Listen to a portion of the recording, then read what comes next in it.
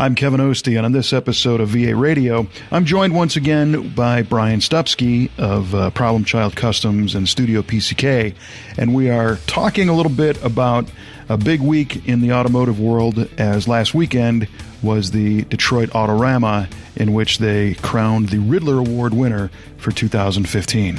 We had talked about discussing Autorama before the event, but now I think it's actually cooler to do it after.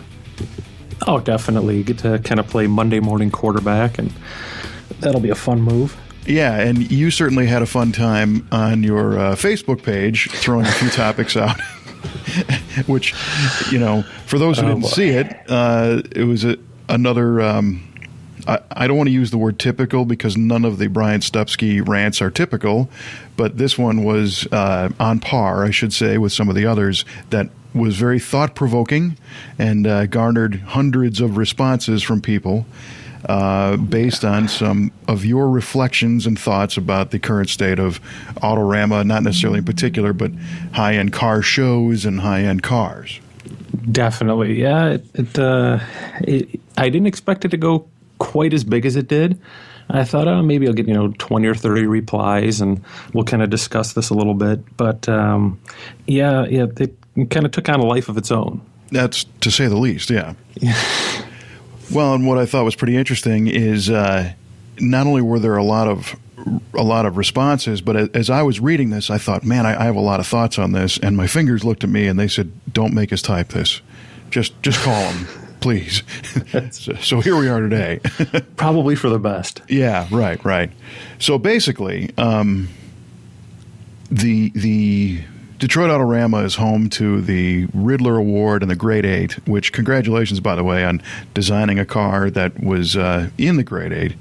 Well, thank you. Yeah, and the Grade 8 are 8 cars chosen from the whole show, and then they crown the Riddler Award, which is named after Don Riddler, who was a tremendous car show promoter and had a lot to do with custom cars in the show car world. And today, the Riddler Award is widely regarded as the most prestigious custom car award you can get. I think a close neck-and-neck second would be the America's Most Beautiful Roadster Award at the what the heck's the name of it now? The Grand National Roadster Show. Grand National Roadster Show. Yeah, my mind keeps wanting to say Oakland. It used to be the Oakland Roadster Show, but then they moved it to L.A., and now it's Grand National. The level of cars that show up at this thing every year just continues to be mind-boggling, and I think that was some of the points you were making with your commentary about, what's really happening here with show cars and with high-profile cars, expensive builds, and all this kind of stuff. And there are so many different directions and thoughts that I have on this, and I don't want to be frustrating, but this is not a topic to me that is like civil rights. There is no. It's not a cause. It's not some giant thing that I feel super passionately about. I recognize pretty much all sides of this thing, and I just think it's worthy of some interesting discussion. So why don't you give us a little summary of some of the points you're making about the Riddler, not necessarily the Riddler winner, but the event this past weekend? Well, don't get me wrong. I make a living designing cars. I mean, this is what I do. I kind of work in that industry where we provide dreams for people. We illustrate things. We come up with things that'll make people think and hopefully broaden someone's imagination. My rant really that I kind of went off on was basically just kind of the direction. I think more or less the perception of the public is for what we do versus what is really going on. I mean, don't get me wrong. If you've got $1 million cars competing for an award, that says something about how people feel about this hobby and what they're willing to invest into it. Because if you're going to build a car over, say, a 5 or 7 year period and drop almost every penny you have into it to try to make a statement, be it design or, hey, dig me, whatever your motivation is, that says a lot that you believe enough in what you do, and you hope that people will appreciate it enough to warrant that expense, and that investment and everything else. What my problem started to become was it's really kind of drifted away, I think, from the spirit of kind of, I guess, perfecting the art or advancing the art of design or creation of something, really over the top to inspire someone. And it's kind of become this sort of weird, hey, look how much money I can spend. Look how much I can throw at this car. It's really drifted, I think, far away from the spirit of things. I mean, I can't imagine, and I don't want to speak for him, but I can't imagine that Don Riddler ever sat back and said, wow, I really hope to see the day when we have a car that someone invested, $20,000 into to have custom door pulls made. It's really kind of gone off the rails. Well, I think there's an assumption there, though, when you said if somebody spent $1 million or all the money they had. I mean, I think in some cases, the people that are investing in these cars, they've got many, many, many, many millions. So that million might not carry the same weight. I'm sure $1 million is $1 million no matter who you are. But if you have a lot more in the bank, then and you want to go have fun with your $1 million and build a car, maybe that's just what it is. Oh, definitely. And I think everything kind of falls into some sort of perspective. Like you said, I mean, if you have $200 billion laying around, $1 million on a car is, again, it's a drop in the bucket. For an average guy to say, hey, he's got, $50,000, $100,000 into a car, that's a pretty big investment. I mean, if you're getting into the kind of money for a vehicle that is what used to be maybe a really nice home, it skews things just a little bit. I mean, the demographic suddenly shifts from, hey, this is a hobby everybody can enjoy. If you only look at one segment of it, it becomes something where it's kind of a rich man's game. Well, do you think that, and again, we're speaking in abstracts because we didn't, I guess we should backtrack just a little bit. The car that won this year is a Foose creation that is, it started life technically, I guess, as an 09 Corvette and has been reskinned and modified and mixed with a 65 Chevy Impala called the Imposter. Oh, yeah. And it has just about everything you could do to a car. It's been lengthened, shortened, stretched, pulled, custom trim, paint, body panels, driveline. I mean, everything you could touch on this car has been touched. And it was, I don't know what the build price was, obviously very expensive. And but I don't know the owner of the car. I don't know the guy that commissioned him, and I don't know why this was done. I don't know if this guy woke up one day and said, hey, I want a shortened Corvette Impala, or if he said, hey, Chip, build something you think is cool, and I'll be the guy to make it happen. Or if, as you suggest, some guy said, hey, I want to be the big dog. I don't care what it costs. Let's, you make me something, and it's an ego-driven thing. It could be part of all the above. I don't know.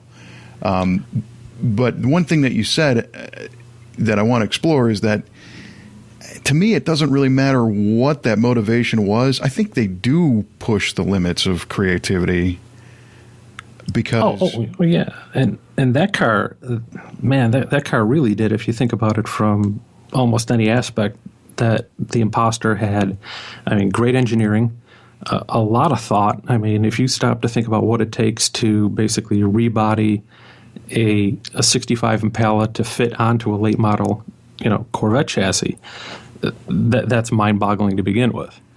And to pull it off the way that Chip did, man, that's even better. I mean, man, he managed to, in typical Chip Foose fashion, not only make it really trick in every possible way you can look at that car, but he found a way to almost keep his restyling of the car kind of current with almost like the modern like Chevrolet and GM design ethos. So it really stuck not only to how do I put this, keep the original character of the car, but kind of fell into like some really good form language that made it blend almost naturally with that chassis. Oh, yeah. Yeah. I mean, the car is incredible any way you look at it, which kind of brings me into my next thought, which is why I said before, please don't get frustrated with me because I'm not taking a stand in any particular direction here. But I think once you look at that car and recognize that, it's over the top, first of all, maybe we've never defined what the top is, because the top keeps moving. And as things go over that top, next year, the top changes, and that has an effect on everybody else building a car in the world. And this kind of gets back to what you were saying with the spirit of somebody building a custom car in their garage and wanting to show up at the same show. There's a giant disconnect. But then I think, well, this is the Riddler, and no matter what, this show has now positioned itself as the pinnacle. So if you're going to build a car to go for the pinnacle, you got to go over the top. Exactly. Yeah, you're not going to have. I always kind of looked at it like almost like a beauty pageant.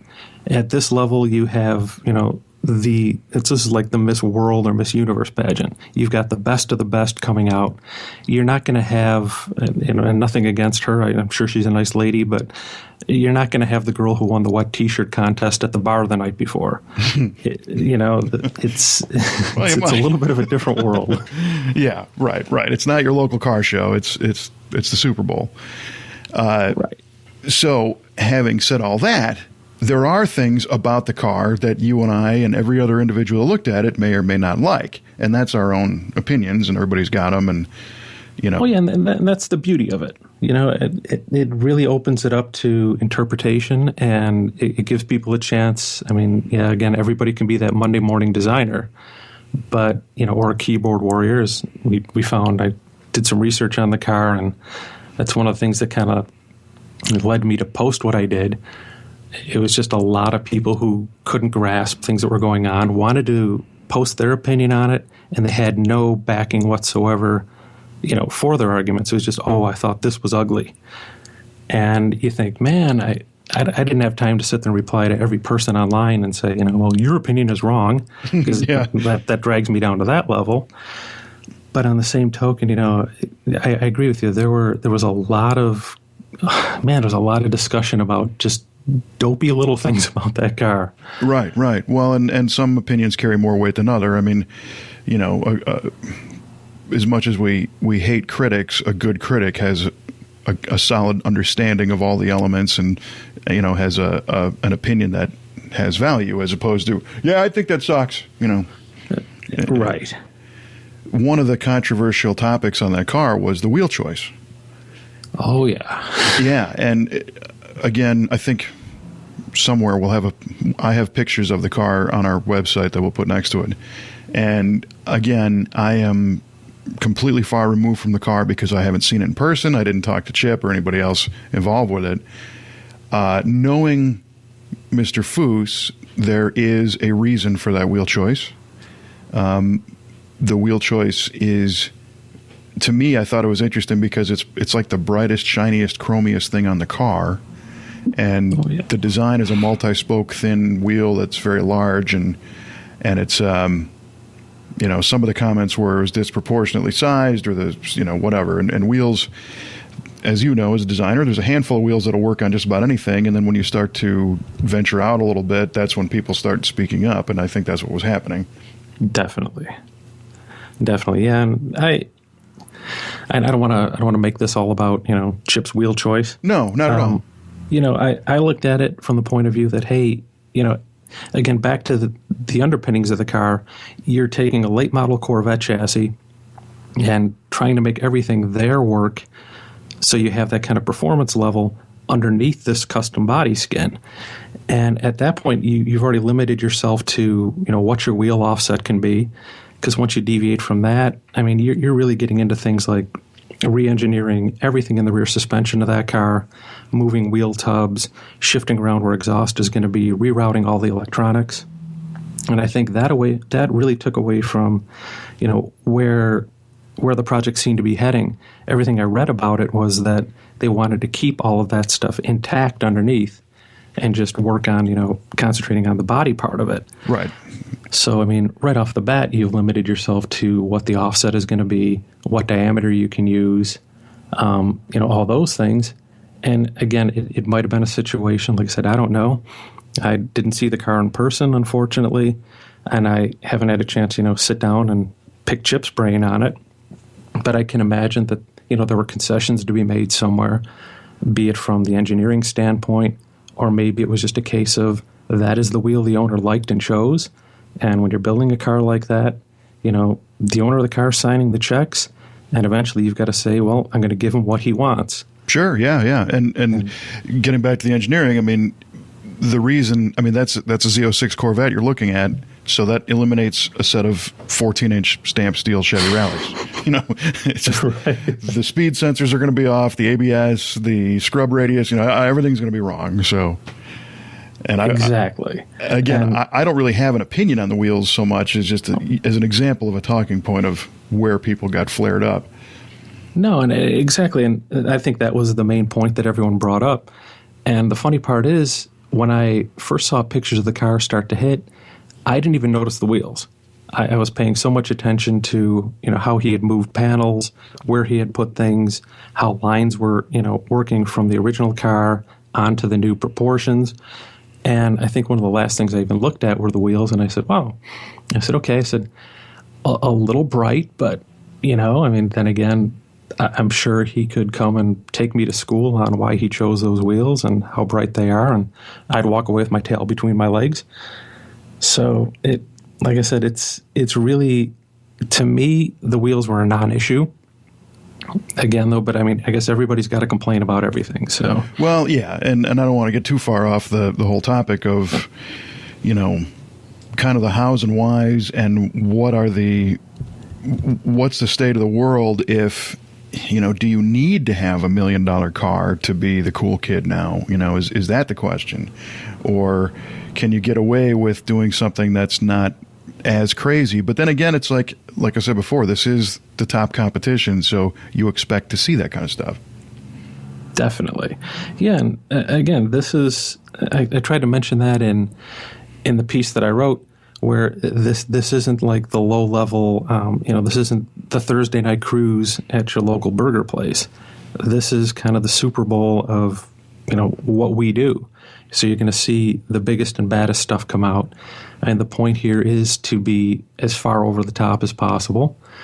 Because, like I said in the piece, my inspiration, anytime I hear indoor car show, I think back to when I was a kid.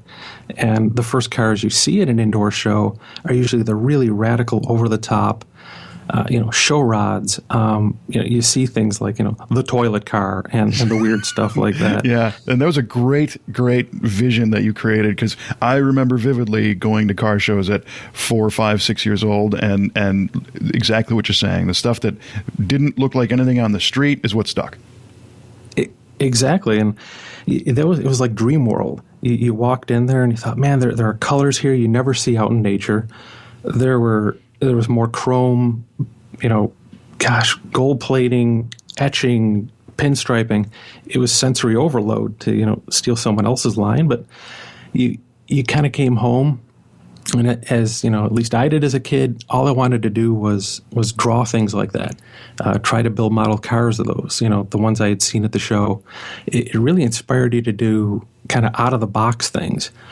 I don't think you'd go to like the drag strip and want to build again, like the bathtub car or a couch and take it down the drag strip. But you go to an indoor show, and those are the kind of things you came home with. You're like, man, I need to have a, I'm not going to dive back into the van thing, but we know what happens when that starts. But, it's, you see these things that are so out there, and you get psyched up and you get jazzed, and those are the things that kind of etch their place in my brain, where you sort of set a range. You say, okay, if I'm building or designing this kind of car, I can go to X point on the map. If somebody says, hey, I want to build a car that really brings people back to the golden age of indoor shows and show rods and the neat stuff, well, then all bets are off, and it's just a wide open, path ahead of me. You can do anything you want. So I definitely think, there's no doubt there's a place for this, and deep in my heart, I love it. I might pick on some things, but I love seeing how far someone can take creativity, because that is, again, that's the name of the game that I'm in. Right, absolutely. But I do think you brought up a really interesting point where, does it just become a game for people who have an unlimited budget or more money than they know what to do with. Because what happens is, especially with social media, you don't really see a lot of the pictures of the other cars that are there. You don't see, you see some of the stuff that's downstairs, but you don't see every car that's on the floor. And I think there's a pretty good representation at almost any show of virtually any budget and any skill level. At a good show, yeah, right. And you kind of fall into this thing where maybe people base everything kind of on that show, sort of like they do on a reality TV show, where now all of a sudden everybody has to have the 16-room mansion and wear, $40,000 sneakers and drive a gold-plated SUV. You start to think, hey, wow, all these guys build for these shows are these, $1 million cars with one-off everything. And I'm sure if you're not really into it, or maybe you don't have a big car scene in your area, maybe you think that you're just going to be outclassed. And at that point, it becomes either, well, what's the point? Or the converse is maybe you rebel and you have things pop up kind of like the rat rod movement. Yeah, and that's a really good point, that the media is the big filter, and the message that's getting out there isn't necessarily accurate of what the scene is, so to speak.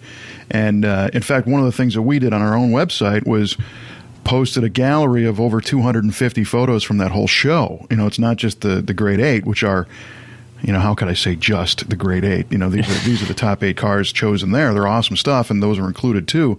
But there was all kinds of stuff there that wasn't getting out, that, again, things that weren't necessarily hand-built, but just clean cars that somebody brought out. And those, I get as much inspiration from seeing those as, some one-off hand-built thing, because it's almost more intriguing to see how somebody did a super bad car without any money. Oh, exactly.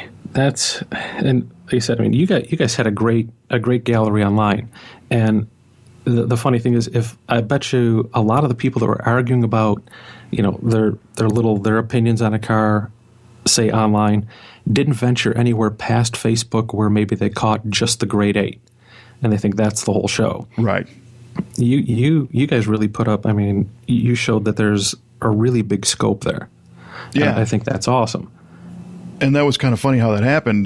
Just a guy on lateralg.net said, "Hey, I'm going out to the show," and I said, "Would you mind taking a whole bunch of pictures?" And he said, "I love doing that." So that was it. There was no set mission. It was just, let's just see I couldn't go, so I needed somebody to take me there. That's really what it was. I'm not going to lie to you.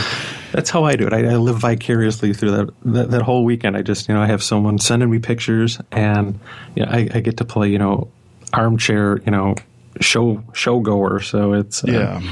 So I might want to work on that name for it. But I think another thing that is interesting, and this gets back to the general public walking through a show like that, and what I see happening, and it's kind of silly, people walking through a car show that aren't necessarily huge car fanatics. They might be what I just call car lovers. They just like things with wheels that are cool. Right. They might not own a car. They might have had something a long time ago. They're just, the general public. They might walk right past all the cars in the grade 8 and not notice anything. They might not be affected at all.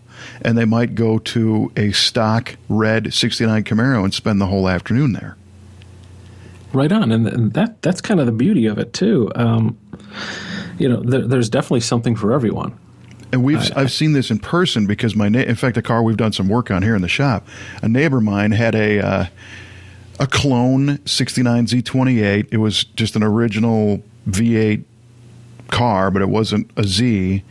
And it had a small block in it, and it was cranberry red with black stripes, and it was a round headlight non-RS car. Really nothing fancy. It was pretty straight. It was shiny. We knew the floors had sheet metal screws in them, and there was some bad rust repairs and stuff. But it presented well in public, and he would go to car shows and come home with trophy after trophy after trophy after trophy. And, to think somebody might have spent, the kind of shows we're talking about, maybe $250,000 to have a car sit next to it that might have gone unnoticed, and the guy with the stock looking car gets all the glory. So the public is fickle about what they see, and then you start to really go insane thinking, well, really, now why am I doing all this? Exactly. And I think even on obviously on your side, you want to build as clean of a car as you can for someone who wants a vehicle like that. On my side, I wind up with that, I think, kind of that weird side too, where we've got to play kind of, you got to sort of think ahead and figure out what the next trend is or what people are going to like. Because, you could pour your heart and soul into a car and go, this is the greatest, baddest thing I've ever put together. And it goes to a show and either people don't like it or they'll walk right past it. It's really a matter of just the taste of the people who walk past it at that particular time. Yeah, knowing your audience and going, does it matter that the local guys don't care? I mean, we've done a lot of cars here that had a million subtle little high-end touches that weren't picked up, but you take it to a SEMA or you show it to a magazine guy and they get it immediately, or somebody who's really, into that kind of stuff. And at the end of the day, you said it. I mean, the guy who owns the car is the one that has to be happy. Oh, definitely. And I think it's funny, too. You mentioned how, the local guys might skim over all these tiny little, really trick one-off touches you put into a car. And at the same time, if you go to SEMA, they overlook all the stuff like, hey, this guy must have spent, 400 hours trying to get the quarter straight on that car. And they focus in on that one tiny little detail piece, that you kind of thought up maybe, along the way. And you're like, hey, I'm proud of that. But, man, I'm really proud of the bodywork, and they could care less. Meanwhile, the local guy is trying to figure out how you got the car that straight. Right. And it's kind of funny. There's I don't want to say it's a disconnect. It's a totally different way of looking at things. Well, it puts a lot of responsibility on the car, because a car like, again, to use the Foose Imposter, it does all that. Oh yeah, he's one of those guys who can design something for everyone. And I've always thought, you could take any person at any level of interest in cars, put one of his vehicles in front of them, and they get it. And that's, to me, that's mind-boggling. Maybe, I don't know, maybe my brain works differently than his, where, I try to zone in and I say, hey, this is what we're going after with the car, and we stick to it. And maybe he just figures in some grand scheme that, he's some kind of transcendental genius. Yeah, I don't know. Well, you're right there with him. I mean, I wouldn't take anything away from you. And I think the important thing is that, it doesn't matter if it's him or you or anybody, you got to be true to the car and true to what the goal is. And I think that's where cars kind of fall by the wayside, is when they don't have a central design mission or performance mission, and you just start throwing stuff at it, and then it all, goes down the toilet. Oh, yeah. And oh my gosh, you run into that more often than you'd care to. And I've always get kind of a theory that somewhere along the way from, in the history of custom cars, I mean, not to go off on too much of a sidebar, but like if you look back on it, you say, okay, the first custom cars, you had a little bit of customization going on because, maybe one guy didn't want to drive the same car that his neighbor had. So you start off with paint, and then you move into a little bit of, coach building. Next thing you know, you've got the guys who say, well, I'm going to upfit my car with different trim or maybe different parts to make it look like a level up on the rung or maybe a newer model. After a while, you kind of run into the situation where it's like, hey, well, that was cool. We put different trim on it. Now I want to make my own trim or use pieces of trim to make something unique. And after a while, you run into the situation where maybe what you have is kind of like we saw, again, going back to early car shows and indoor stuff, where it stopped being just about using off-the-shelf things, then really modifying things and trying to combine a couple different cars and pieces to making one-off parts. Then eventually you get to a point where you used up everything you could at some point, and you just start trying to bolt two things together that nobody's ever bolted together before. Mm-hmm. And that kind of becomes a statement. And I think at that point you lose the whole purpose of customizing. it's no longer just a visual thing. It becomes this, what can I do more than this guy did? Yeah, right. The evolution is gone. Oh, yeah, you start points chasing, and I mean, we've seen that happen in the past, where I think, again, the indoor thing, if you look back on some of the Riddler winners, and I'll never take anything away from the guys who won it, and granted, I mean, you can look at anything and say, oh, music from this period was not my taste, or maybe movies from another period aren't your taste. Yeah, but there's some stuff in Riddler history that you would think they wouldn't even let in the show at this point. Oh, exactly, and that's kind of the fun of it. I make it a point every year. I almost have all of them like kind of ingrained in some way in my memory, but I go back through, and usually I try to do this like maybe that Friday or even early that Saturday of the show, kind of look back at all the past winners. And if you take them in like groups of like 5 or 6 years, you can start to see a trend developing. Mm-hmm. And you kind of know what the judges might be looking for, what the people might like, what's going on in that particular niche of the hobby. And you can kind of pick out where it's going to go the following year. And then you compare that to the grade 8 of that present year. And usually I can knock it down to, my top 3 of the grade 8. And been pretty successful so far picking every year, knowing what's going to take the big prize, just based on prior winners and looking at what the cars are in that field. So it's kind of funny. I mean, it's definitely you sparked it when you said evolutionary, and I thought, man, if you look at it, there's really one of those bizarre evolutionary charts. I'd love to see be a really big T-shirt to do that on. But yeah, it would be pretty funny, like the evolution of man from ape chart thing. Exactly. Yeah. Well, and the other day I was thinking about this too, on that design evolution. 30s cars in America, the purists say that a 30 Plymouth looks much different from a 30 Chevrolet, but in reality, the silhouette of those cars is identical. And same with late 50s cars, and same with cars today. And I think you're suggesting that the winners of that show, or the high mark of that show, kind of follows a little bit of that. And it might not be the actual car, but the things that are done to them. Definitely. Yeah. I think there's certain design elements, or maybe, and I don't want to say it's a certain style, because I mean, a lot of these cars, people don't start to build them the day after, let's say Detroit this year. I don't think there are many cars that are going to show next year that started that Monday after the show. No. You're really dealing with a stretch where you could have a car that's been going on for 5 years, 7 years, 10 years. Sure. And it might debut this coming year. But I think that people kind of fall into a thing where I don't think we're going to see the day when a traditional 50 Mercury shows up and, takes the big prize. I don't want to take anybody away from trying to do that. It'd be awesome if somebody brought one. I'd love it. I would love to see that in the grade 8. Yeah. That'd be cool. It'd be one of those cars that would really shake it up. Yeah. But I mean, I think you're going to see, it just, everything kind of, it gets ramped up year after year. And even after this year, seeing the stuff that was there were so many trick things going on with each one of the cars in that grade 8. Oh yeah, definitely. And man, I mean, it was a pretty inspiring field. And even more so looking at the cars that didn't make that cut.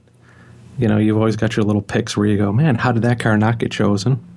Yeah. And again, not being there and not seeing the car up close, and there had to be a reason somebody didn't take it. Well, and there's only 8, so, that's a problem if you have 15 super over-the-top cars. Exactly, you got to whittle it down. And Right. Well, one thing that I've noticed, and this is a little hard to articulate, but maybe you'll appreciate it, or you'll just think I'm crazy, but the current trend of the super high dollar cars, to me, I think the hardest thing, or the one element that seems to kind of get lost, and this is just me and I'm nobody, but they start to feel like they're losing some of the soul.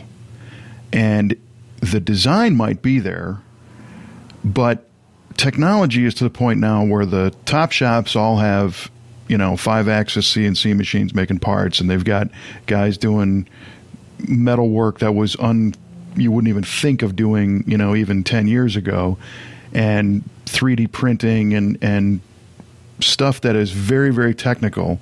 And the goal was always to make a nice car by hand. You know, you have to refine every surface and tighten the gaps and smooth them and get them aero straight like you suggested. And then when the outside of the car is done, well, now let's move inside and smooth out everything under the hood and on the sides and, you know, all the reliefs and the imperfections of door skins crinkling over the shell and all that kind of stuff. And the new parts that they can make with the machines don't have any inherent flaws. Whatever you can dream up, they'll have. So you're getting more and more perfection in the pieces and the overall package. And to me, as I walk down the aisles at Walmart, okay, and stay with me, the goal of those machines was to make parts cheaper, faster, lighter. I mean, if you look at a coffee maker, for crying out loud, you go to Walmart, you buy a coffee maker for $20. Well, that was designed, that $20 covers the design, the manufacture in a different country, the materials going into it, the shipping to get that country from there to here, the marketing and advertising, expense of making somebody know the coffee maker brand and all that stuff, and the overhead of the store and paying the people. That's all wrapped up in that $20. So how cheaply has this thing been made?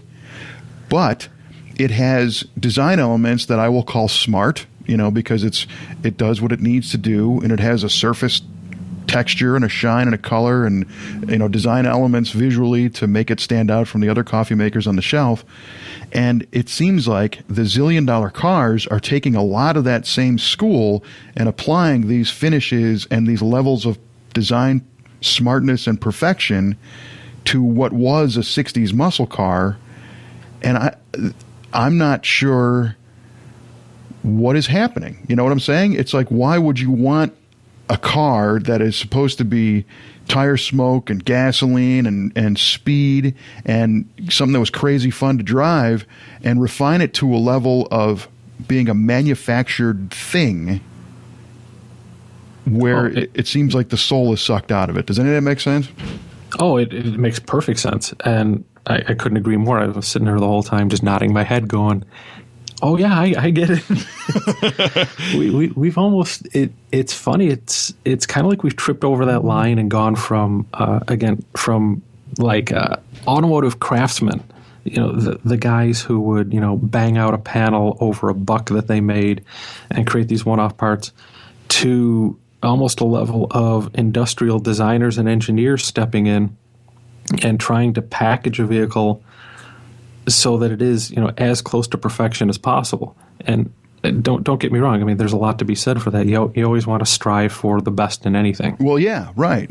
I mean, I wouldn't want to have, you don't want to have a guy who, say you go to the butcher shop and he doesn't care what he gives you. You want a pork chop and you wind up with some, a knuckle, hunk of meat, right. God knows what part of the animal, but. And I love the tools, and I love the technology, and I love the ability to make things that nice. I think the challenge, and I'm not saying anything negative against any of those cars, I think the challenge is maybe the next level is to do something at that level of industrial manufactured perfection, but still have the soul of the hand-built. And don't get me wrong, when these cars were new, they weren't hand-built by GM or Ford or Chrysler or anybody. They were machines being made by machines, but they had their imperfections, their idiosyncrasies, and things that kind of gave them that individual. I don't even know what I'm trying to say here. That they had an identity of their own. I mean, and gosh, I had a talk like this earlier in the week, where it's really hard to use the word soul with a car if someone thinks that you're talking about, it's going to come to life and be a part of the family. No, it's a thing you ascribe that to a car because it has, again, it's that certain something that you can't put your finger on. It's just, you like it, you don't know why, and you could probably science the thing to death and say, hey, it's because this form appeals to your eye and this intersection of angles is just very pleasing to you, the way your mind is wired. But I agree with you. There's something there. There's almost that disconnect, It's like if you watch traditional animation where it was hand drawn, back in the 40s, and these guys did it frame by frame, versus something that's computer animated today where it's super fluid and you can pan the camera around and get just these extreme angles. It's neat to watch, and it boggles your mind that it can be done. But on the same token, there's that little bit of a disconnect from, I think, the human hand to that point. Right, and I think the image becomes so precise, so sanitary, that it loses the human element in humanity. It's no longer, we can't identify with it anymore because we can't make that with our hands, and maybe that's what it is.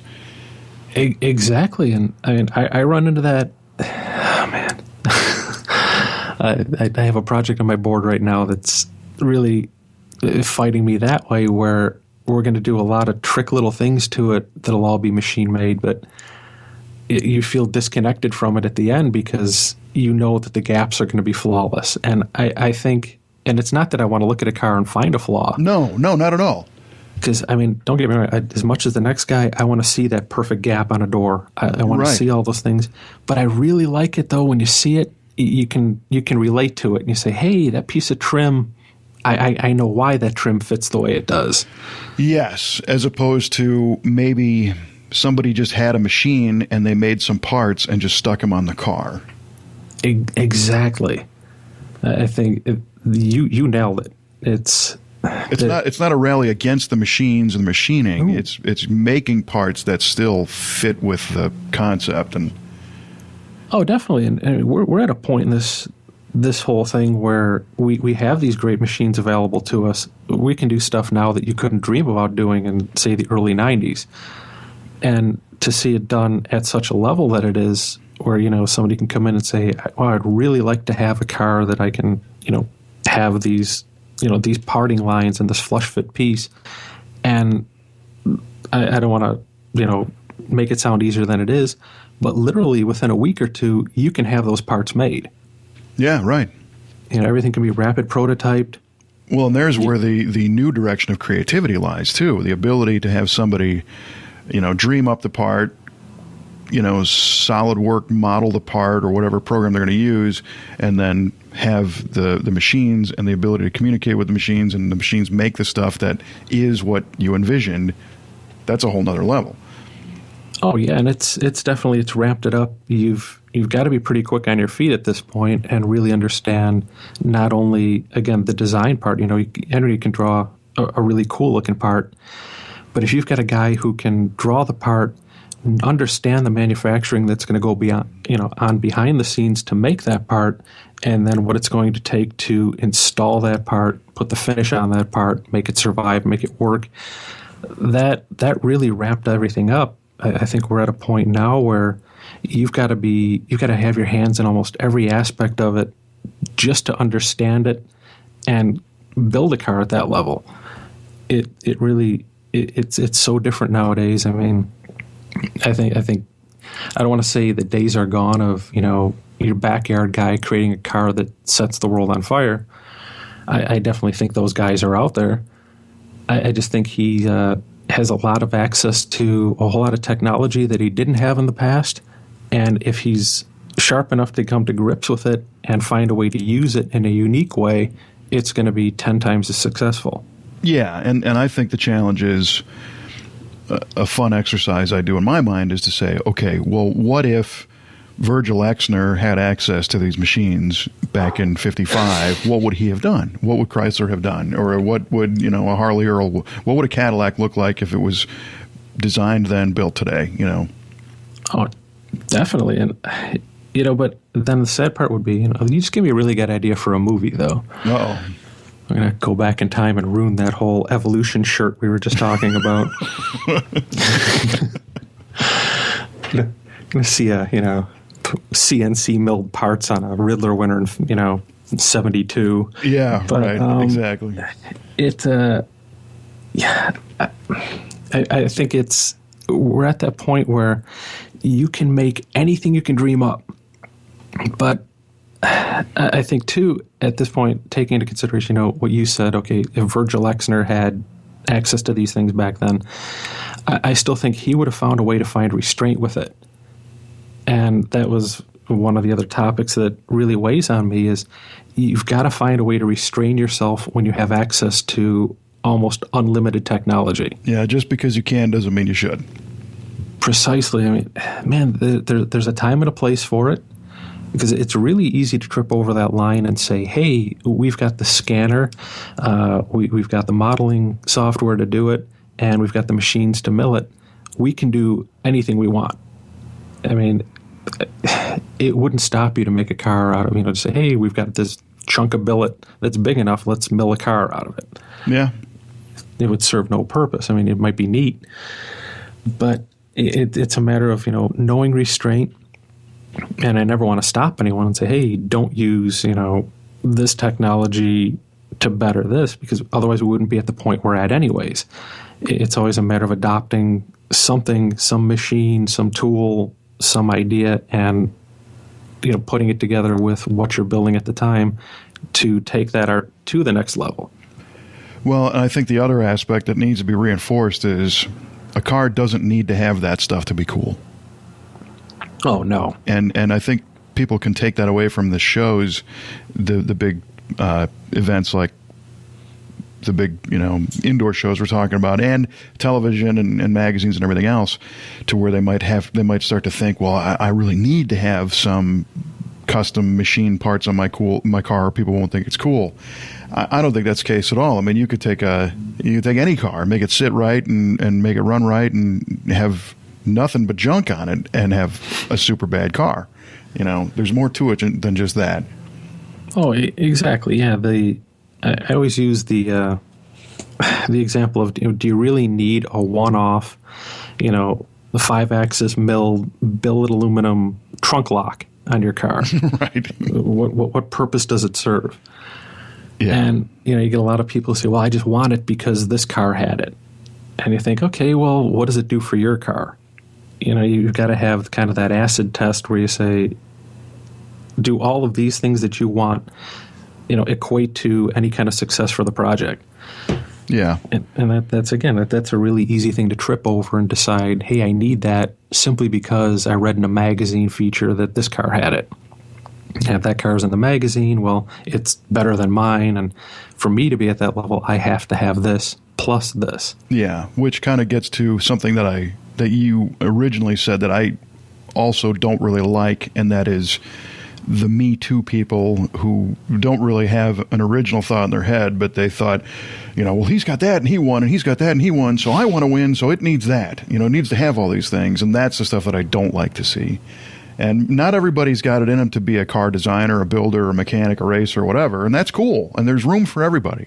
You don't have to be a wannabe.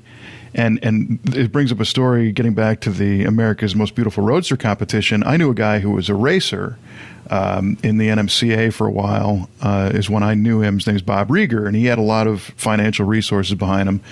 And when he came into the point of his life where he had enough money to play with the big boys, he got into the custom car indoor show scene and built and had some cars built for him, and he wasn't winning.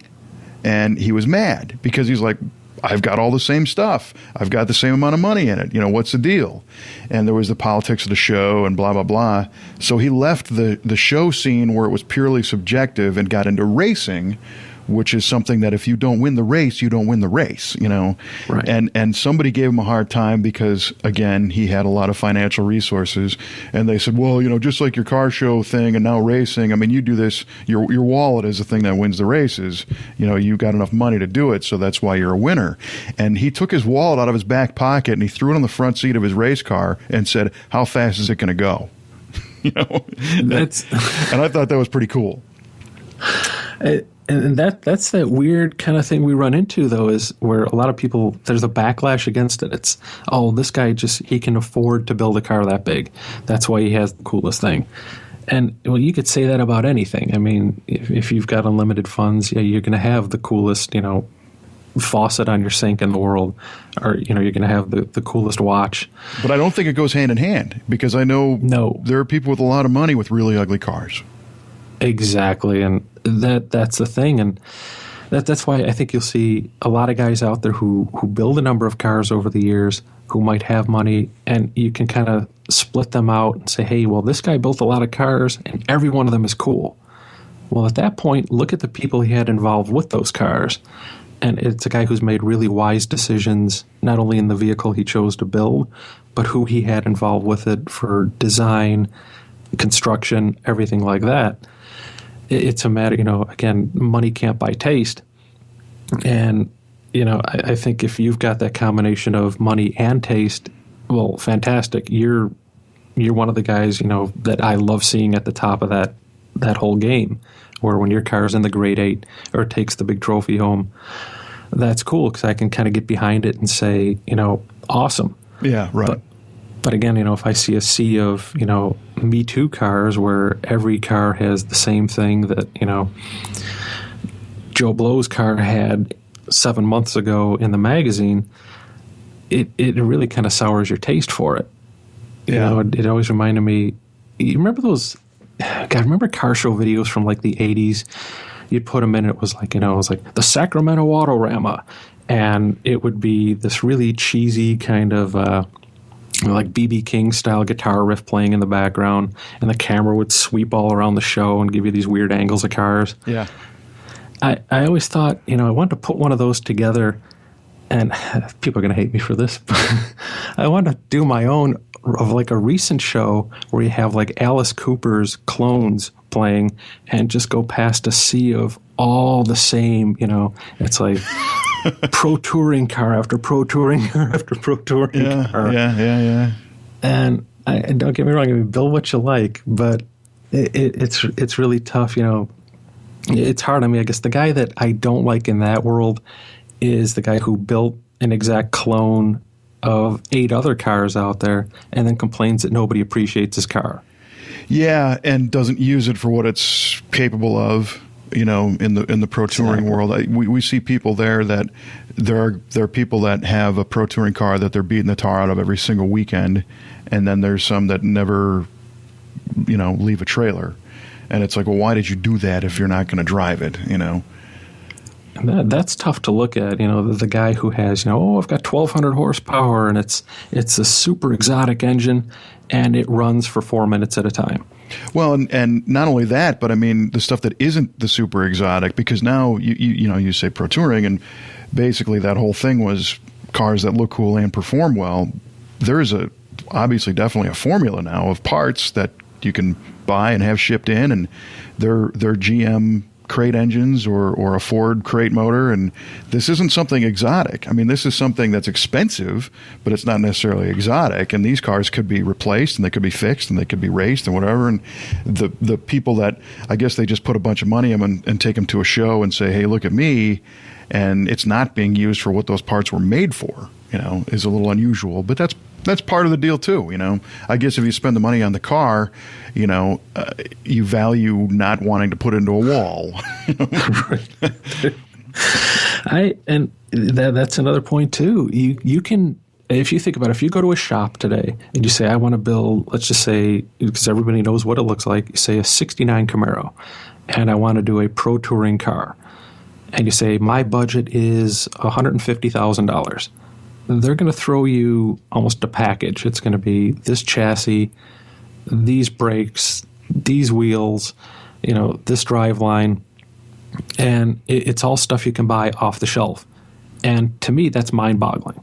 You think about that, you can basically go to a catalog today and build a really well-performing car just by ordering parts and bolting them together. Yeah, know it's going to work. The parts availability, because of those same machines and manufacturing processes that we talked about before, technology, you can off the shelf buy parts out of a box that'll perform better than like anything that was in Trans Am in the 60s that was hand built by real race people. Oh, exactly. And this is where we have that kind of weird segmentation at this point where you can do that kind of stuff, and that's one whole side, and it's a beautiful thing because that spawned an entire industry, and it gives a lot of people jobs doing things they love. on the same token, there's that other side of it where it's kind of the one-off crowd. And this is when we get back into that, the indoor show cars, the $1 million+ show contenders, where that's a whole different world. That's, if you take a car and bolt it together out of a catalog, no matter how nice you detail it, you're not going to compete at that upper level. Right. It's just a different set of criteria. And I think, that's something that kind of falls back and trying to educate the general public on, so that they understand that it's two totally different ball games. Here's why it's a different ball game. I mean, neither one's right, neither one's wrong. You can't argue the fact that, say again, just because we've been mentioning it through the whole thing, Foos's Imposter. That car is on a totally different plane than the guy who put together a Mustang that he's going to run every weekend at a Good Guys Autocross. Right. It's totally different purposes, obviously totally different cars, really different mindset. But, again, kind of the interest of, can't we all just get along? It's neat that everybody who's really a car person can appreciate both sides of that. Yes. And I remember talking with Troy Trepanier a few years ago, well, probably 10 years ago now. And early on, he said kind of that same point. He's like, I have built cars where we bought new parts and cleaned them and detailed them and made them as nice as those parts could be, and made a super, super nice car out of parts that you could get. And now I wanted to go somewhere else. And so it's a different build, a different level of designing and making and building the parts instead of opening the box and painting them. Right on. It's, man, we live in the greatest time. But yeah, and it's totally cool to think, and again, I'm not griping about any of this stuff, and I appreciate all of it in every single direction. I just think it's cool I think we need to every once in a while stop down and say, no, you have to appreciate what's available right now and what's going into these cars, and not just walk past them and go, yeah, those wheels suck, and move on. Or, I don't like that color, or, gee, that was dumb. It's like, that's a tremendous injustice to everything. Exactly. Man, to me, that's like doing that to somebody's kid, Oh, man, nice ears, Well, if you could go order from Summit Racing a new pair of ears for the kid, it'd be a different story, Oh, man, if I could do that for me, have you seen me? That'd be a different set of parts altogether. Multiple mortgages on the house, and I'd be... Yeah, you can do it. I guess you can, Yeah, I'd be modeling underwear someplace. Yeah, it'd be a whole different ball game today. There's your other... that reality show came and went, I think, the Beverly Hills Plastic Surgery. And you mentioned those videos from the 80s. I've made those with the bad car show stuff and the music and everything else, so I know where you're at. It would be fun to do. I thought that'd be great. How bad would it be to see, a 5-axis CNC toilet car compete next year? Oh, my God. Yeah. But you got to have a corporate-sponsored one, no less. If you the people from Kohler step in and, apply that, that touch thing they have where you can just touch the faucet and it turns on and off. Yeah, right. See, I just gave an idea right out there. Next car that shows up with that. There's another one. Heard it first here. Yep. You can get Charmin to co-sponsor. Oh, my God. And it would have to have, you could have a Whipple supercharger on in honor of Mr. Whipple.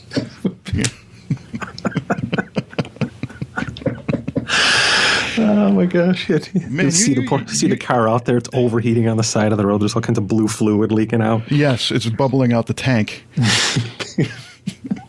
You should be in car design or something, man. You're really good at this.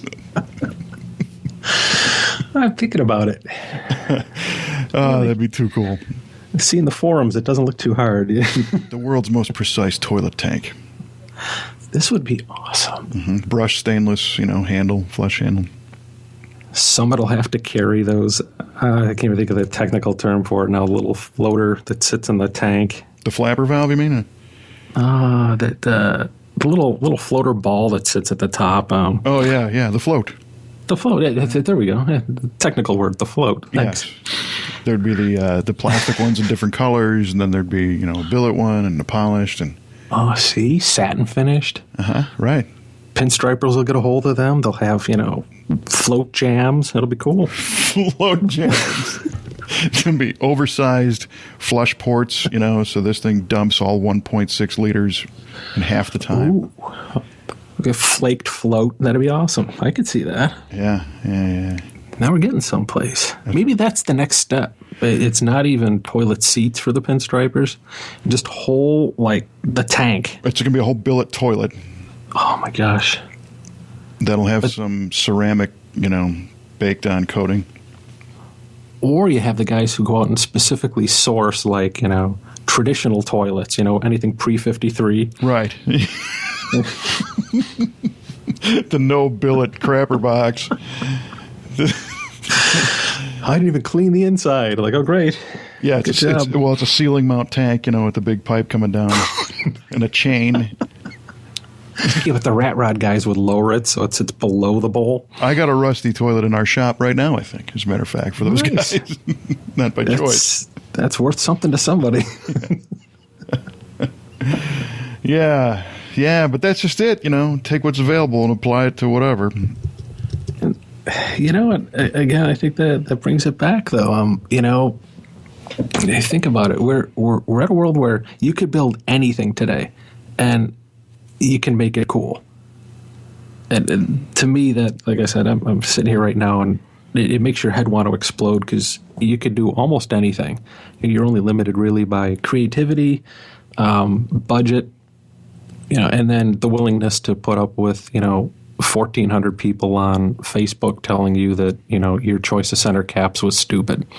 Yeah, right. So so take me through it was called the Dart SL, right? Is that the Yes. car that you guys designed? You guys, there's now more than one of you. You designed there was a lot of hands in that car. The Big Oak guys built? Yeah, I tell you, Will and the team over at Big Oak absolutely killed that car. He came to me with that car. They had already chopped the top on it and started to move a few things around. And they were kind of at a crossroads because, as you know, a 65 Dart isn't really, no disrespect to the guys who originally designed the car. It isn't really a pretty car. Well, and there's so many things about that. Again, getting back to something that Troy said, build something different so that it blows people away. And that was definitely different. And you're right, that car in its original form, it's funny when you said the top was chopped. Initially, I had no idea because it just looked so right. Oh, and they did a fantastic job of it. I mean, the way that when he first called me and showed me some pictures of what he had done, I absolutely flipped because A, I'm a big Mopar guy. B, if you have that kind of form already figured out and you come to me with it, I'm excited because I know we're going to talk on, a level where we kind of understand each other. We can see the whole picture. Mm-hmm. And it made it a whole lot easier, I think, on my side. I don't want to say that. No, I shouldn't say that out loud. What made it really difficult for me,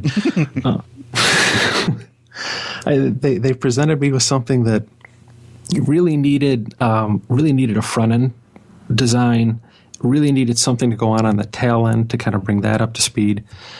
And I was fortunate to have, a client in Will who just kind of trusted me and sort of let me loose to do my own thing. And it was really cool because I kept looking at the car and thinking, well, it's a Dart. If you had a Dart back then, it goes back to kind of what we talked about earlier. You would have wanted to find a way to up-level that car a little bit.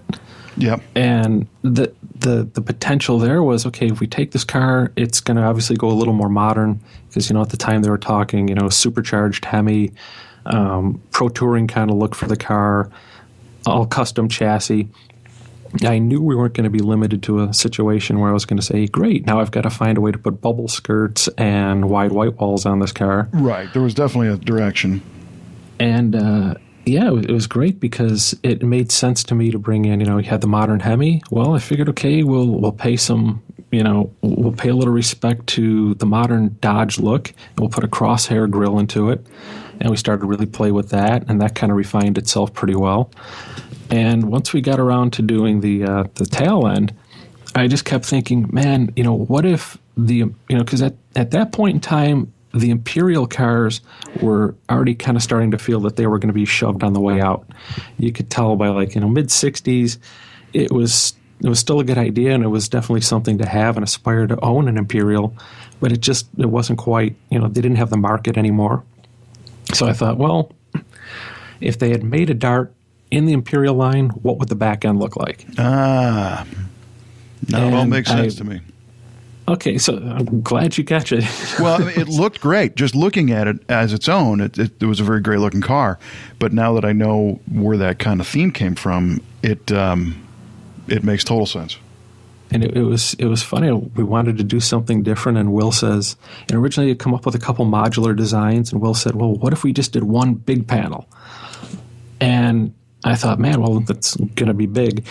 And started to design that. And fortunately, again, going back and kind of tying in with the modern machinery and things we have at our disposal, we sent the designs off to Greenings, and in typical Greenings fashion, they knocked it so far out of the park. You know, we had to go and drive 3 counties over to find it.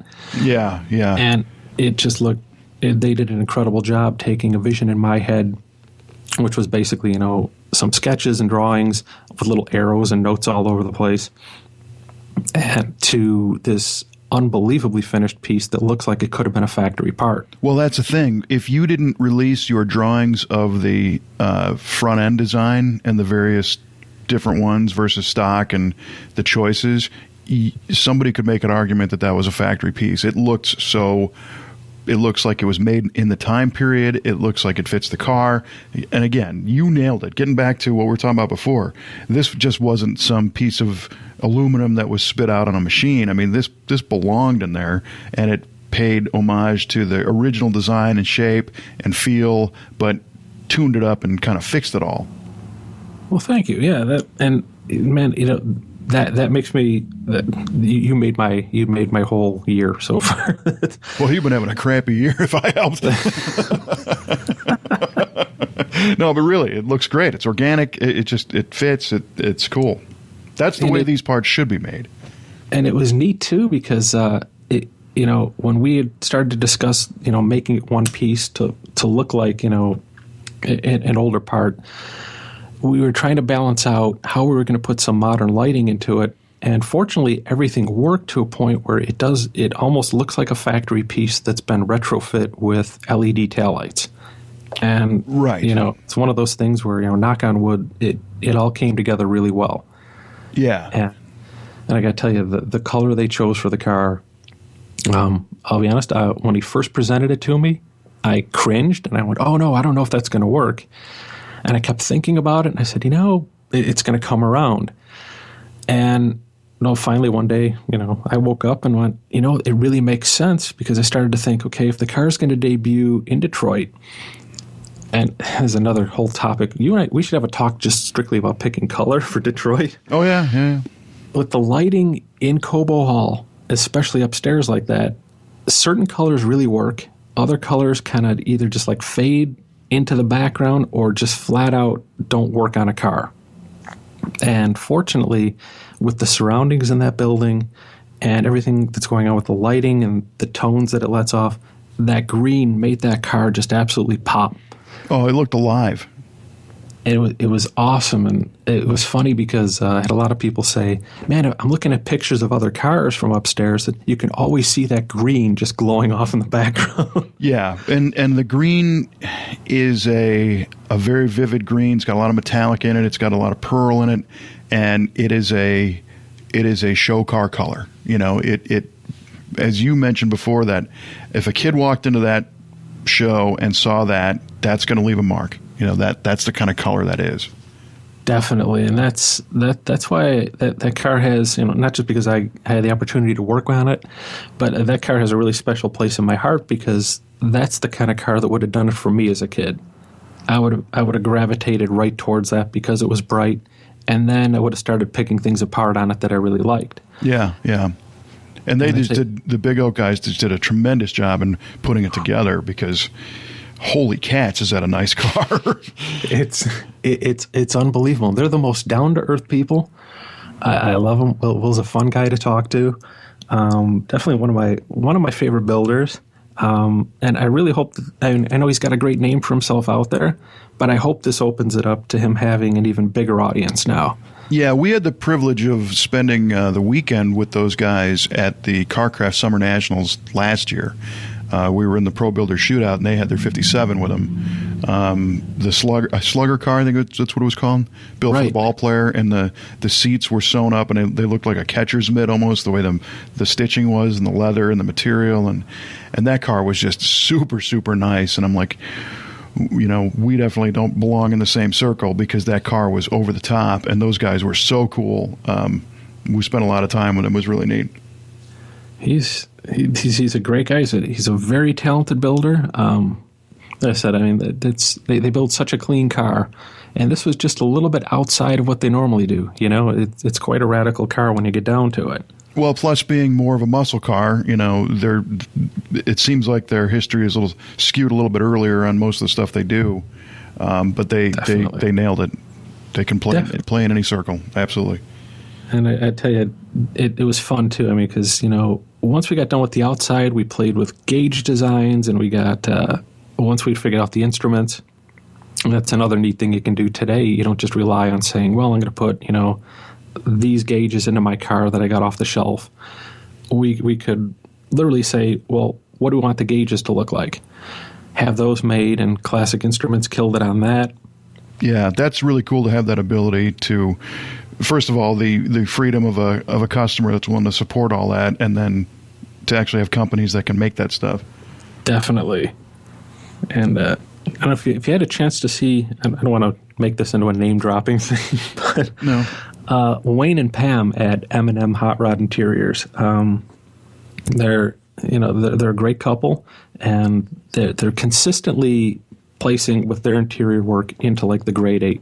If you look back over the past few years, there's always something from them in there, and they absolutely kill it on that car. That's cool.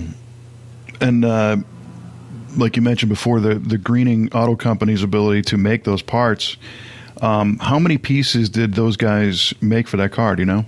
Oh my gosh, offhand, well, I know there's roughly, I want to say 40, low 40s, probably 40 or 41 hand milled parts on that car. Wow. Yeah. And you stop to thinking, there's roughly about 110, 112 just modifications overall to the car. Yeah, easily, I would guess. And it was one of those where it would have been funny too. We should have parked a stock Dart next to it, Foose style. Well, off, yeah, and where everything was cut. It was the car got cut every which way to Sunday, and if you didn't know it, you'd think, okay, cool, it's a Dart that sits right. Yeah, totally. You wouldn't know if you didn't know. And that's the kind of stuff that does it for me, and you look back and like even the subtle stuff that he did to it with on the front fenders. And I'm a big fan of Coke bottling a car. And, it was out of necessity. Those front fenders are bowed.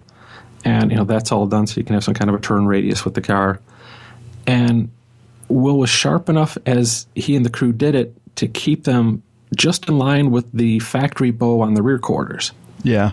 So everything has a nice flow, and it's just it's a great, well thought out car, and it's the kind of thing that I think I enjoy being involved with, where there's a million different ideas floating around, but we always seem to gravitate towards just one set of those ideas.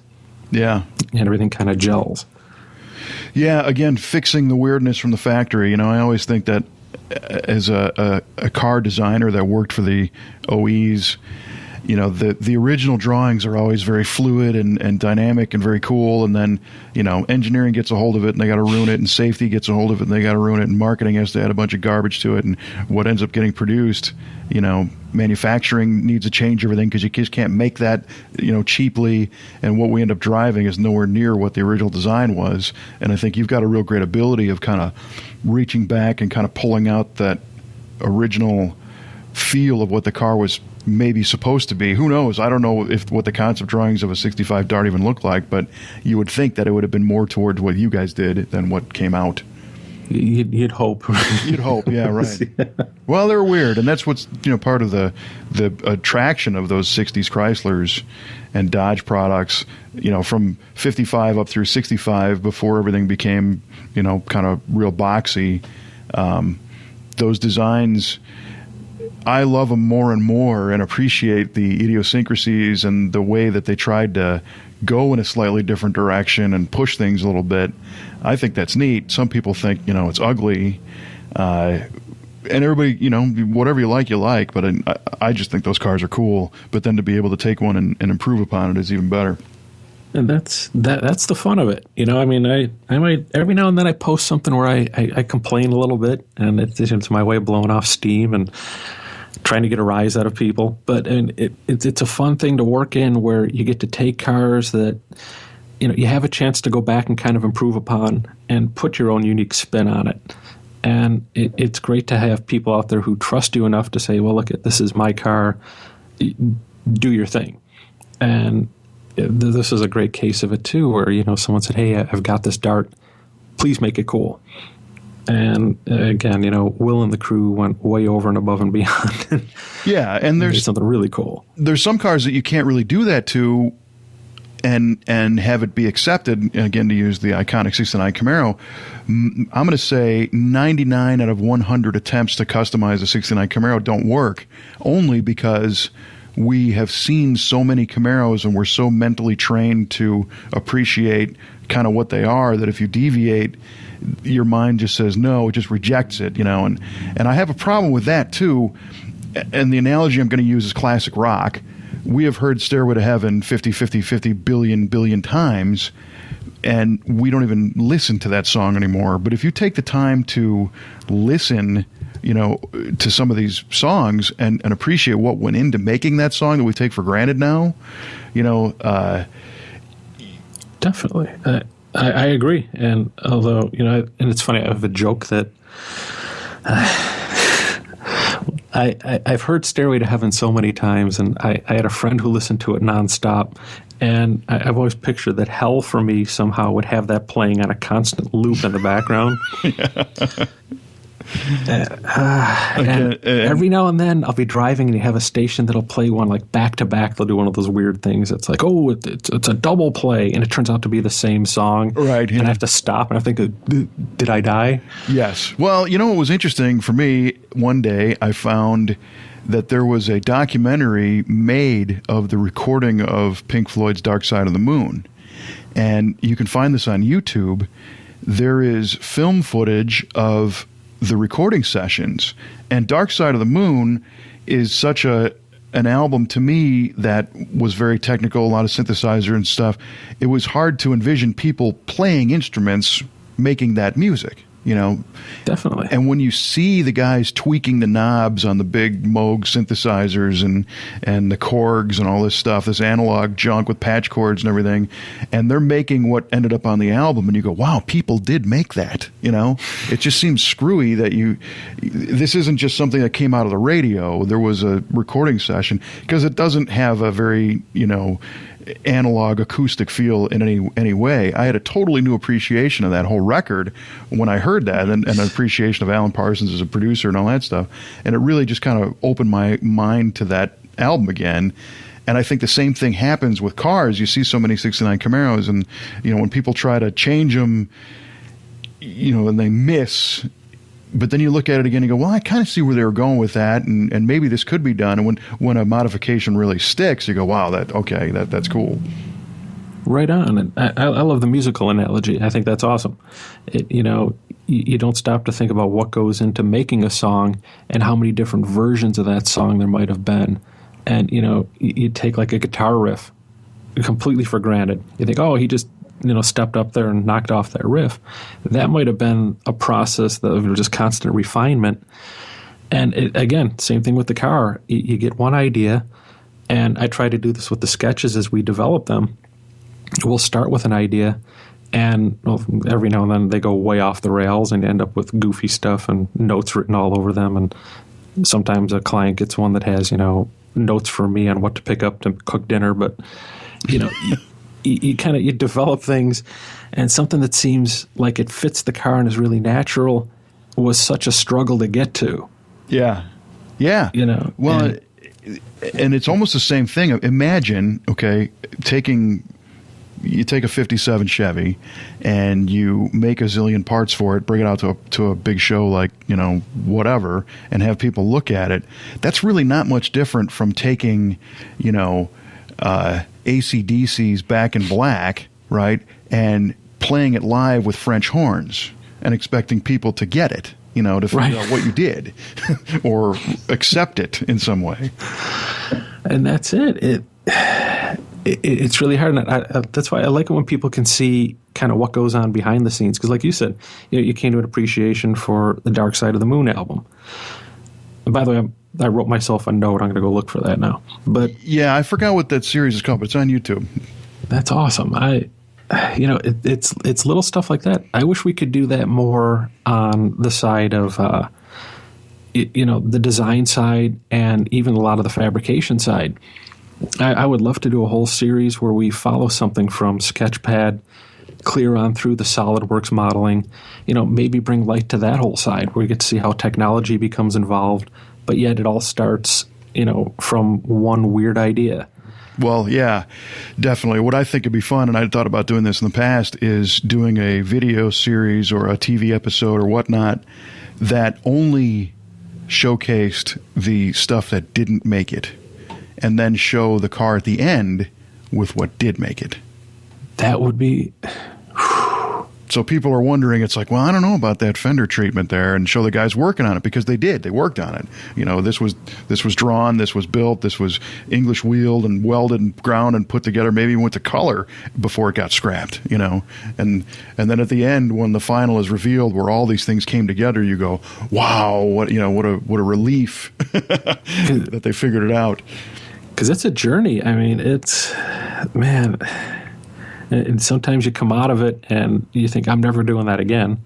And, then the phone rings and, well, you do it again. Yes. But, there's so much that goes on behind it, and the struggle that goes into it to try to find a way to bring that idea, once you have it locked down, and to see it all the way through fruition. I mean, there are times when, maybe something has to be changed on it. I've got that going on with a car now where we've had to we wanted to have a really super deep grill reveal in the car, and the packaging just isn't going to allow it with where we have to mount things now for the intercoolers and things like that. So as much as I like where it's at, and we found a lot of ways to kind of compensate for it, move things, still in the back of your mind, you're going, man, if only it would have been like that first design. Right. Right. They become kind of like your kids. You become really attached to them. And I think I've learned over the years, too, to not become attached that close to every piece of a car, and understand that no matter what, there's going to be some kind of an organic flow to it. Yeah. Something's got to give somewhere. So, it's not quite as bad as it is on the OEM side, where we say, hey, we're going to do this really cool car. And then the engineers come in and say, well, no, we're not, because we can't put a chassis under that. Right. Or we can't put the chassis from the Malibu under that. Right. That's the whole other part. It's like, hey, it's a really cool design. Can you take 6 inches out of the wheelbase? Yeah. It's got to fit a Chevy Sonic platform. Outstanding. Yeah. Maybe that's what we'll do. We'll do a 58. Nah, well, never mind. Yeah. No, I know. The Sunliner on a Focus chassis. Yes. I don't even know what you'd end up calling that. I'm going to steer clear of it because it's the first one that popped into my head was very vulgar. So, yeah, right. Well, there is a word because you like words, you like new words. I came up with one that I thought you might like, and I call it desirony. Ooh. And it's the irony in design where some things just have to be what they have to be, unfortunately. That, man, nice. Yeah, I've been sitting on that for a while. So well played. That didn't just come out. That was Tuesday morning shower, I think, is where that. Now I want to see the list of ones that didn't make it. Yeah, we'll make a movie. Well, it does make me think about another way to fuel the fire of the some of the ridiculousness of the indoor car shows, to where maybe there needs to be a video or a projection screen, and then the cover comes off. So you get the story with it. That would be neat. I mean, you get kind of that reveal thing going on at the SEMA show. Yeah. I think, like a full-scale production like that would be awesome. What if you Walt Disney it and you do it every hour on the hour? Yeah, right. It's imposter after all. By the end of the show, everybody wants to kill each other. Nothing but there's that problem. We could do the Autorama on little boats. You just tour through it. Now, wait a second. You're onto something here. Yeah. We do this. Okay, the little mobility scooters. Oh, yeah. This is going someplace. Now, We get Walmart to sponsor it. oh, this would be genius. Yeah. Okay, let's build upon this. We've got the SEMA idea figured out. Let's do the indoor car show. Like we literally bring in cavalcade of customs.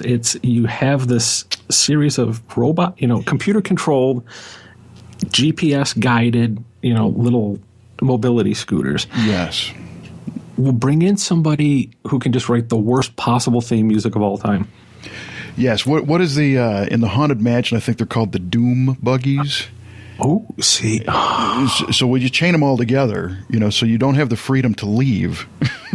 Oh yeah, we don't want you stepping out at any point. This is you're in this for the long haul. Yeah, you take some points from IKEA where you start at the beginning and there's only one way through. It's the Hotel California meets IKEA meets It's a Small World, and The Motorama maze. This would be awesome. yes. But the only bad part would be, if you're constantly covering and uncovering the car, by like the end of the show, it would just have a ton of like little spider web kind of scratches all up the side. Yeah, well, maybe we'll just illuminate them. They'll just be dark and we'll just flash lights on them so people will be having seizures along the way. Nice. Yeah. That'll give us some good press. I mean, we've got to sacrifice a couple people having seizures for, Or the theme of this whole episode's kind of been technology. Maybe we can just do some active polarized, like 3D glasses that go to frost before you get to the next car, and then they flick and they allow you to see through them. Yeah. You could just put people on people movers. Yeah, right, exactly. This would eliminate, what that would eliminate? The whole problem of people stepping in front of you at the show. Yeah. And the other nice thing is, because they only have a certain small amount of time with each car, you charge them again for a second ride so they can get more of it. And think about how great the pictures would be online. I mean, everything would be from the same angle, but the cool part would be you wouldn't have these pictures where it's like, hey, here's half the car and some dude's head coming in from the side. Well, actually, we'll just have it so that the pictures are already taken, and then they post on your behalf on your Facebook page as you exit. It just downloads them right to your phone. Right. When you get in there, it says, the and did you say motorama meaning like boats, like moat-orama? That's where I was trying to go. I figured because I was going to adapt that further. Moat-orama wants to be post on Facebook on your behalf. You have to allow the app to work. And the great part is if you fall off one of those boats, you get eaten by something or catch some vile disease. That'll be great. And yes. We will talk later on. I have an idea, and I've tried to present this to the homeowners association where I live. I've wanted to put in a moat from day one. Yep. Yeah, there you go. Yeah, let's not even go there. Well, your alligator's getting, a little upset being cooped up in the house, I guess. So I've offered them, to replace those animals with audio animatronics and just sewage, and they said no. And we could do a little Vegas touch at the end, where two of the displays fight and one sinks.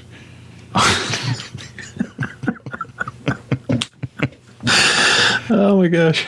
See, now we're getting something. Maybe we had an extreme thing to it. It's like a reality show where it's like, hey, these cars made it into the grade 8, only one survives. Yeah, there's a grade 8 demo derby at the end. Oh, man. And now you'll find the people that really have the money. See, you want to say you got money, you destroy your $1 billion car at the end of the show. 10 years from now, we'll be sitting here talking about how horrible it's become because it's all corporate now. Yes, and it's like, the Who, they smash the guitars, same kind of thing. Exactly. But hey, see, now this goes back to the Charmin car we talked about earlier. Yeah. See, it was only maybe 30 minutes ahead of its time, but it's still right. Yes. Well, once again, we've thoroughly gone off the rails. So, of course, I apologize. And that's okay. That's what the whole point of this was to really not have a point. So we've achieved that. Thank you. Yeah. See, that's why I enjoy it so much. At least you and I do. Apologies to anybody who burned an hour and a half on this. Again. But see, the best part comes at the end. See, Yeah, so there's a reason to listen. That's exactly. All right, man. Well, listen, I appreciate the insights, and this was fun, and I guess we'll have to book some time to do it again. There's no shortage of silly things to talk about. Perfect. Looking forward to it. All right, my man, and congrats again on the Grade A car, and always look forward to seeing new work out of your desk, definitely.